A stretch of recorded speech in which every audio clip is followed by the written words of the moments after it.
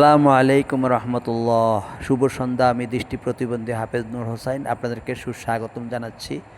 আসলে নিয়মিত কথা বলতে পারি না, কথা বলার প্লেস নেই। এখন যে আপনাদের সাথে কথা বলছি, মোবাইল হাতে নিয়ে কাছ থেকে কথা বলতেছি।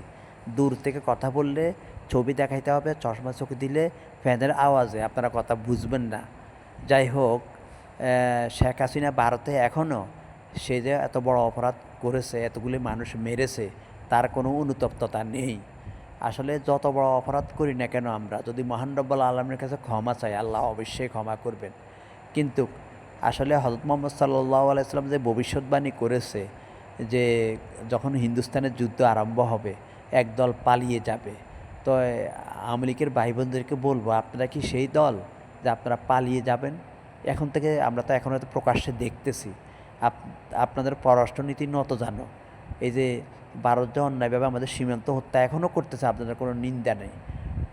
আপনারা দেশে চলে আসুন, আদালতের কাছে আত্মসমর্পণ করুন।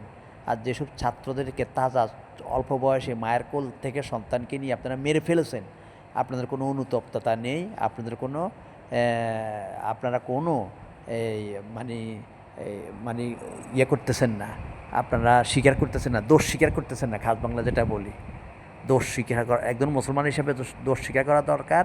আর জনগণের ভাষা বুঝে আপনাদের রাজনীতি করতে হবে। হ্যাঁ, আপনারা মুক্তিযোদ্ধার নেতৃত্ব দিয়েছেন, নেতৃত্ব দেওয়ার পরে শেখ মুজিব ক্ষমতায় এসেছে, অসৎ লোকের হাতে ক্ষমতা চলে গেছে দেশ স্বাধীনের পর থেকে।